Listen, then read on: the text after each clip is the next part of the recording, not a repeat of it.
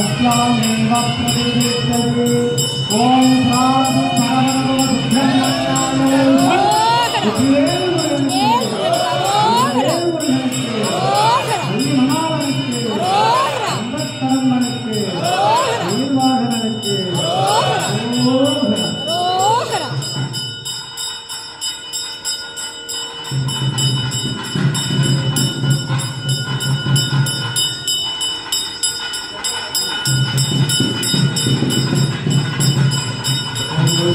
ब्रह्मण्योगं ब्रह्मण्योगं तो ब्रह्मण्योगदानाय अवत्रयाहं भवदिनायमनः भक्तिराधत्तवदवैवदन्ति स्वातीभो मनसा देवदत्तः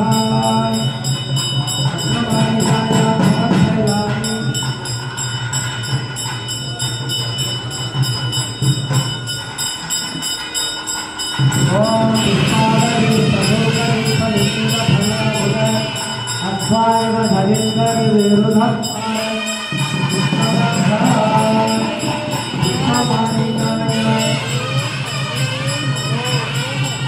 சக்திவேல் நாதன்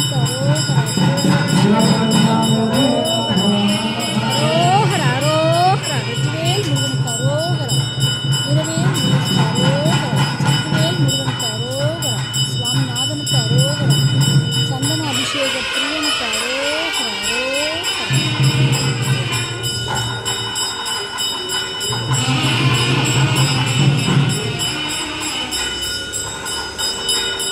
ओम भूर्णाहुति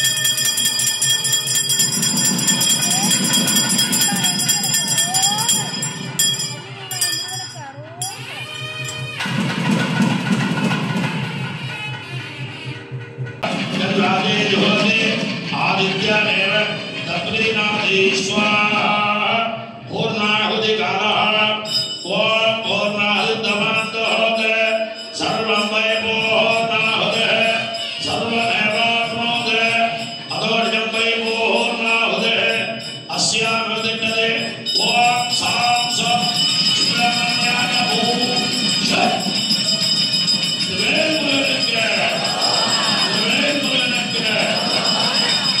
स्वाहा स्वाहा स्वाहा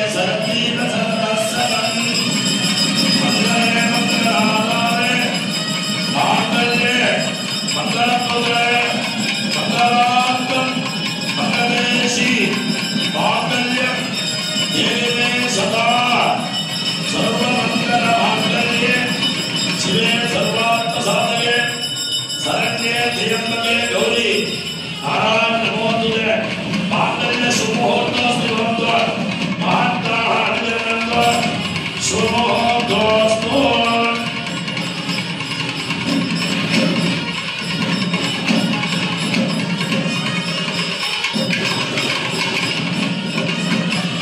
पूर्णाहुति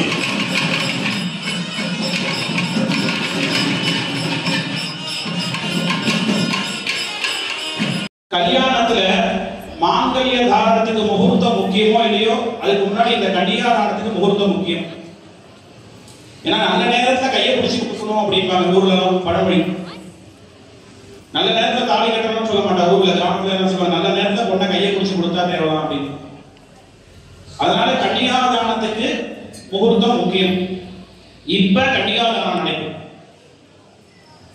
அதாவது இப்பெல்லாம் உங்களுக்கு ஊர்ல நடைமுறை தெரியும் என்ன நடக்குது.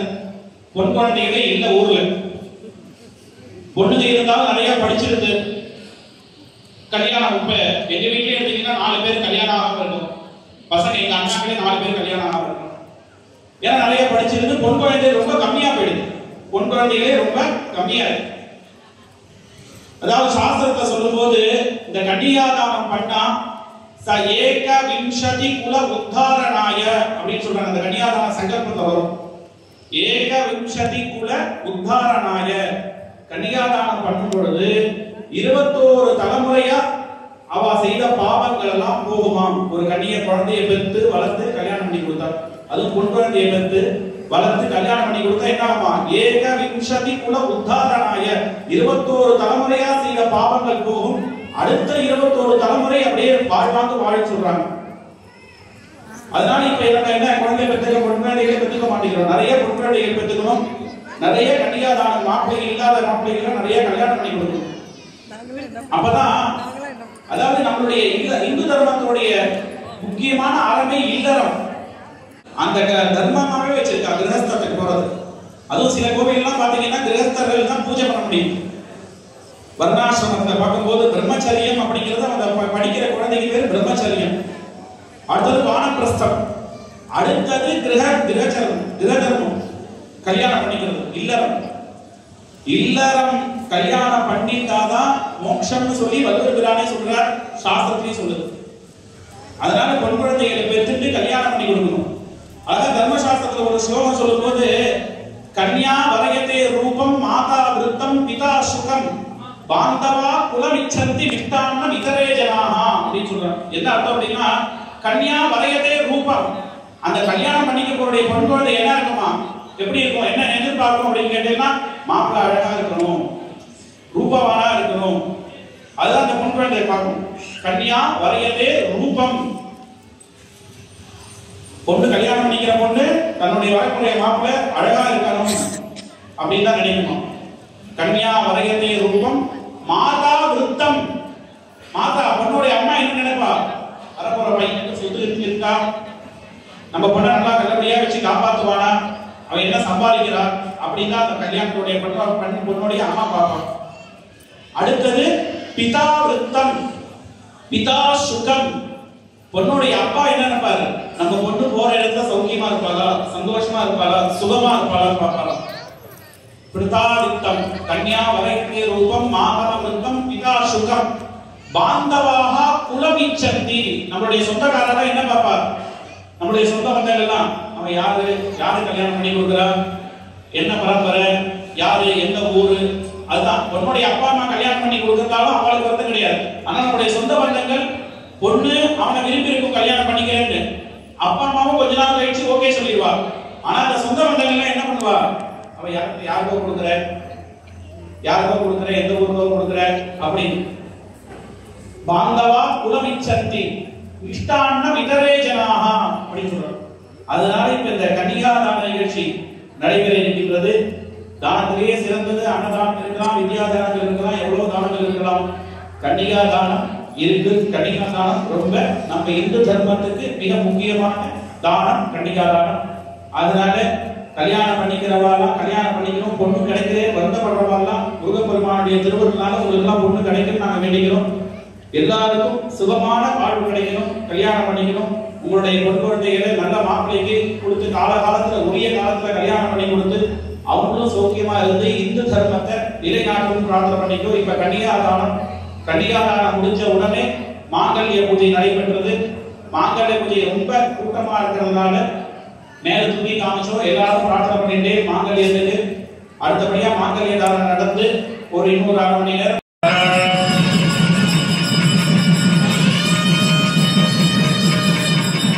தேவசேனா ஸ்ரீ பிரம்மகோத்ரோத்பவாய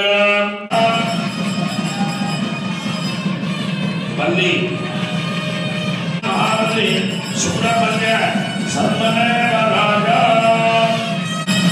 கலிகால சுமோஹத்வதிரோத்ரோ மாத்ரா அனகநந்தோ சுமோஹத்வோ சுமோஹத்வஸ்தோ वल्ली देवसेना सुब्रह्मण्य कन्यादान सुमुहूर्तोऽस्ति वन्तो महान्ताः निधन्नन्तो सुमुहूर्तोऽस्तु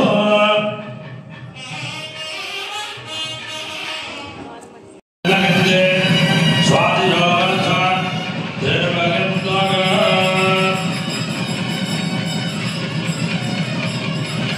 इदं पत्रं पूर्वं रोदनोदनान् स्वर्णशोभान्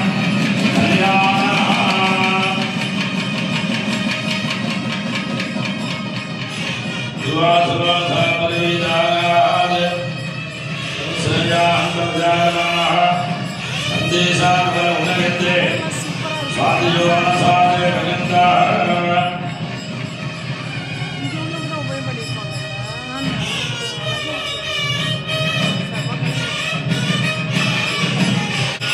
सुवासुवासा परिविदागाद सजान्तर्जागमाः सन्देशाकर उनगन्ते स्वादियोगसादे भगन्ताः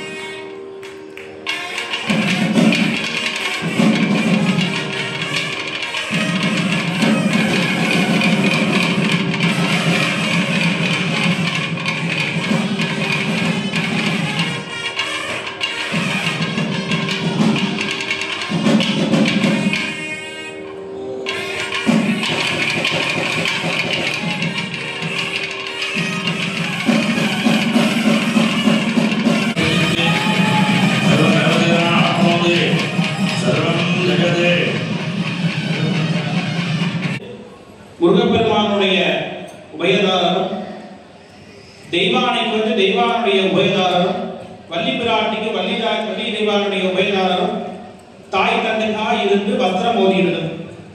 பொதுவாக நம்மளே பாருங்க, நீங்க உங்களுடைய மனைவிக்கு ₹1,00,000 கொடுத்து ஒரு பொருள் வாங்கி கொடுத்துருக்கலாம், புடவை வாங்கி கொடுத்துருக்கலாம். ஆனா அவ அப்பாத்துல அம்மாத்துல வந்ததுதான் வசதியா நினைப்பாங்க. இன்னைக்கு இது உண்மைதானே? நீ எவ்வளவுதான் பண்ணாலும் ₹1,00,000 கொடுத்து புடவை வாங்கி கொடுத்தாலும் தன்னுடைய அப்பா அம்மா வீட்டுல இருந்து வந்த ஒரு சின்ன ஒரு துணிக்கு மரியாதை ஜாஸ்தி. அதை பத்திரமா வச்சுப்பா. எப்படியுமே